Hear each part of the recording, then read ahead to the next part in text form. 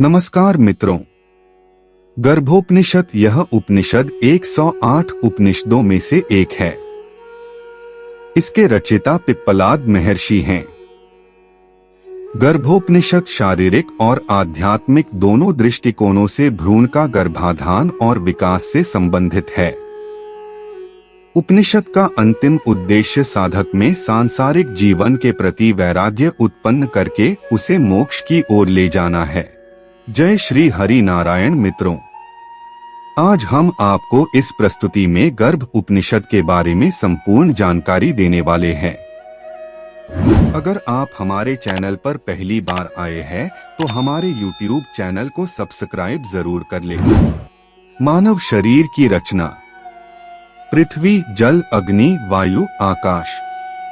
पृथ्वी जो कुछ भी ठोस है, जल जो कुछ भी तरल है, अग्नि शरीर की गर्मी, वायु शरीर की और उसके भीतर की सभी हलचलें, आकाश वह स्थान जिसमें शरीर स्थित है और शरीर के अंदर की गुहाएं और नलियां, 5 ज्ञानेंद्रिय, आंखें देखने के लिए, कान सुनने के लिए, जीभ स्वाद जानने के लिए, नाक सूंघने के लिए, त्वचा स्पर्श महसूस करने के लिए, 5 कर्मेंद्रिय, मुंह बोलने के लिए, हाथ पकड़ने और उठाने के लिए, पैर चलने के लिए, गुदा मलत्याग के लिए, जननांग आनंद के लिए, 4 आंतरिक अंग अंतःकरण, बुद्धि समझने और निर्धारित करने के लिए, मन सोचने और कल्पना करने के लिए, चित्त स्मरण के लिए, अहंकार मैं और मेरा ऐसी धारणा रखने के लिए, 6 रस, मीठा, खट्टा, नमकीन, कड़वा, तीखा, सैला। ये केवल स्वाद नहीं है, शरीर की कार्य प्रणाली इन्हीं पर निर्भर करती है। उदाहरण के लिए, शरीर में अधिक मिठास से मधुमेह होता है। बहुत अधिक तीखापन छालों का कारण बन सकता है। शरीर का पीएच मान 7.35 7.45 के बीच होना चाहिए, जो काफी हद तक आंवला रस पर निर्भर रहता है। इसी कारण शरीर को सरसरिये 6 पर आश्रित किया गया है। शरीर की अवस्था के 6 परिवर्तन: कोख में आविर्भाव, जन्म, वृद्धि, परिपक्व हो जाना, क्षय, मरण। शरीर के 6 चक्र: मूलाधार, स्वाधिष्ठान, मणिपुर, अनाहत, विशुद्धि, आज्ञा।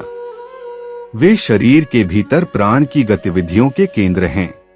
ध्वनि के 7 प्रकार: षडज, वृषभ, गांधार, मध्यम, पंचम, थैवत, निषाद, राग और भक्ति जैसे गुण इन ध्वनियों के साथ मिल जाते हैं और बोली जाने वाली ध्वनि भाषण बन जाती है। कुछ शब्द प्रिय होते हैं, कुछ अप्रिय। धातुओं के अलग अलग रंग: सफेद रस, लाल खून, कृष्ण मांस, धूम्र वसा, पीला हड्डी, भूरा मज्जा, पीला सा सफेद वीर्य। धातु कैसे बनते हैं? भोजन के सार से रक्त, रक्त से मांस, मांस से वसा, वसा से अस्थि, अस्थि से मज्जा, मज्जा से वीर्य। भ्रूण कैसे बनता है? पुरुष का शुक्र स्त्री के शोणित के साथ मिलकर भ्रूण बनता है। भ्रूण का विकास: पहली रात में भ्रूण तरल होता है। 7 दिनों में यह बुलबुले जैसा हो जाता है। 15 दिनों में यह गोल बन जाता है। 1 महीने में यह दृढ़ हो जाता है। 2 महीने में सिर बन जाता है। 3 महीने में पैर बन जाते हैं। 4थे महीने में पेट और टखनों का निर्माण होता है। 5वें महीने में मेरुदंड और पीठ का निर्माण होता है। 6ठे महीने में चेहरा, नाक, आँख और कान बनते हैं। 7वें महीने में जीवात्मा शरीर में प्रवेश करती है। 8वें महीने तक सभी अंग पूर्ण रूप से विकसित हो जाते हैं। बच्चे का लिंग, यदि पुरुष वीर्य अधिक शक्तिशाली हो तो लड़के का जन्म होगा। यदि सोनिक अर्थात स्त्री वीर्य अधिक शक्तिशाली हो तो लड़की का जन्म होगा। यदि स्त्री और पुरुष दोनों ही समान हो तो नपुंसक का जन्म होगा। चूंकि स्त्री को मैथुन से अधिक आनंद मिलता है, इसलिए अधिक लड़कियां पैदा होती हैं।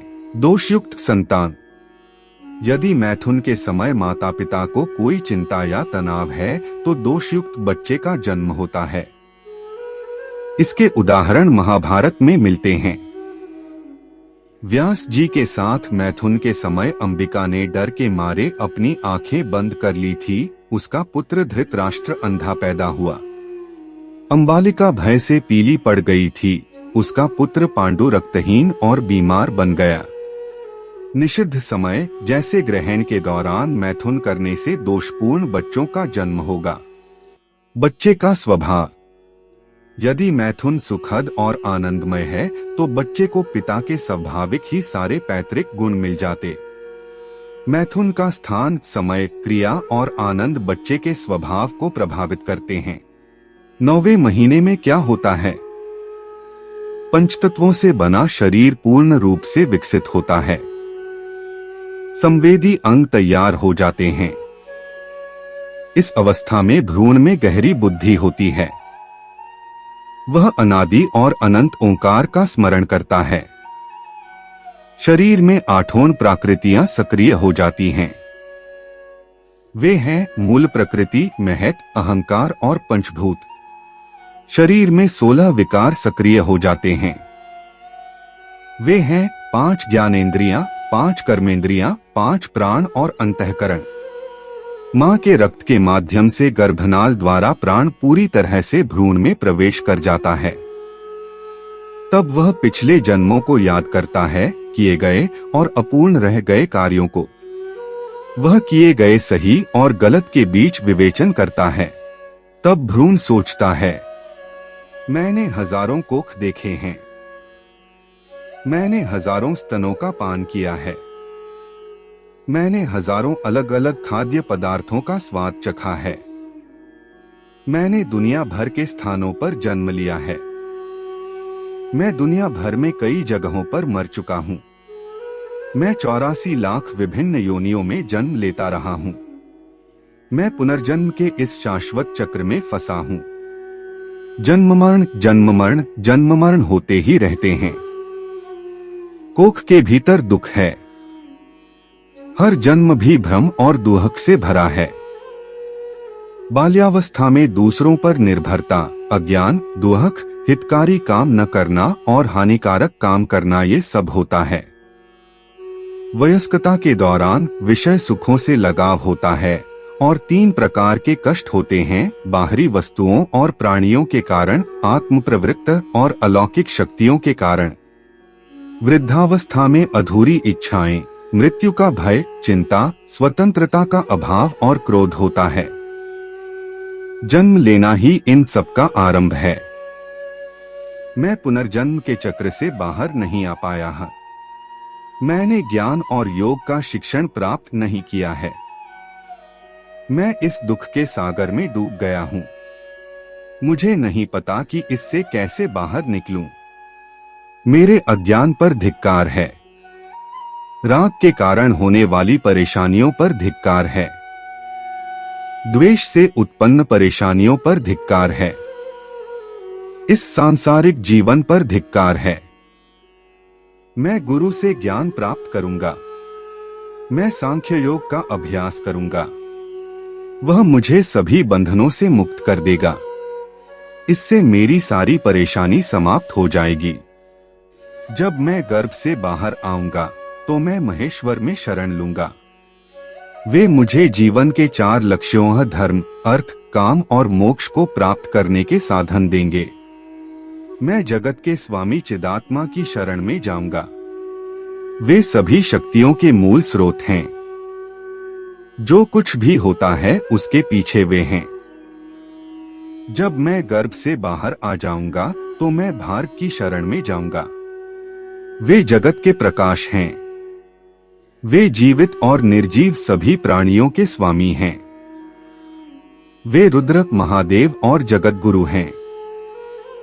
जब मैं गर्भ से बाहर आ जाऊंगा तो मैं तपस्या करूंगा। जब मैं गर्भ से बाहर आऊंगा तो मैं विष्णु की पूजा करूंगा। वे आनंद का अमृत प्रदान करते हैं। वे च्युति से रहित नारायण हैं। अब मैं इस गर्भ में फंस गया हूं। जब मैं गर्भ से बाहर आऊंगा तो मैं महान वासुदेव पर ध्यान केंद्रित करूंगा। मैं अपना मन उनसे कभी नहीं हटाऊंगा। जो मेरे पिछले कर्मों से लाभान्वित हुए हैं वे सब गायब हो गए हैं। केवल मुझे अपने कर्मों का फल भुगतने के लिए छोड़ दिया गया है। मैं एक अविश्वासी रहा हूं। मैंने कभी नहीं सोचा था कि मुझे अपने कर्मों का परिणाम अकेले ही भुगतना पड़ेगा। अब मुझे पता है कि यह सच है। भ्रूण की जीवात्मा ऐसे ही चिंतन करता रहता है। वह अपनी इच्छाओं, अज्ञान और सांसारिक कार्यों से घृणित हो जाता है। त्रिदोष: शरीर में वात, पित्त और कफ संतुलित अवस्था में होना चाहिए, अन्यथा वे रोग उत्पन्न करते हैं। शरीर में अग्नि: पित्त शरीर की अग्नि है। पित्त सही मात्रा में होने पर ही कोई सही ढंग से सोच पाएगा। पित्त अधिक होने पर मानसिक बीमारियां होती हैं। शरीर को शरीर क्यों कहा जाता है? क्योंकि उसमें 3 अग्नि जलती रहती हैं। साक्षादग्न्यो ह्यत्र श्रियन्ते ज्ञानाग्निर्दर्शनाग्निः कोष्ठाग्निरिति। शरीर में अग्नि 3 प्रकार की होती है। ज्ञानाग्नि मन और बुद्धि की प्रक्रियाओं के लिए जिम्मेदार ऊर्जा। दर्शनाग्नि ऊर्जा जो संवेदी अंगों के माध्यम से जानकारी प्राप्त करती है। कोष्ठाग्नि ऊर्जा जो भोजन को पचाती है। शरीर में नित्य याग: शरीर की तुलना यागवेदी से की जा सकती है। यागवेदी में 3 होम कुंड हैं: गार्हपत्य, आहवनीय और दक्षिणाग्नि। इनमें गार्हपत्य उदर है, आहवनीय मुख है और दक्षिणाग्नि हृदय है। पुरुष जीवित प्राणी स्वयं यजमान है। उसकी पत्नी बुद्धि है। संतोष वह व्रत है जिसका वह पालन करता है। इंद्रियां और मन पात्र हैं। शरीर में विद्यमान देव पुरोहित हैं। ब्रह्मा मन है। यजमान जहां भी जाता है देव उसके साथ रहते हैं। इच्छाएं अग्नि में चढ़ाए गए घी हैं। लोभ, क्रोध आदि यज्ञ के पशु हैं। यज्ञ की अवधि व्यक्ति का जीवन काल है। हृदय का नाद साम है। परा, पश्यंती और मध्यमा ऋचा हैं। वैखरी यजुस है। इस यज्ञ की परिणति मृत्यु है। यह यज्ञ हर एक जीव के अंदर चलता रहता है। देव उन्हें आशीर्वाद देते हैं।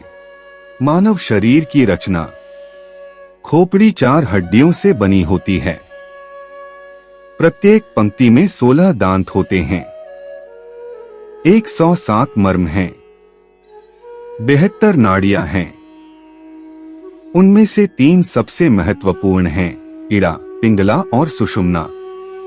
भोजन रस, मूत्र और मल में परिवर्तित हो जाता है। वीर्य और शोणित का निर्माण भोजन से होता है।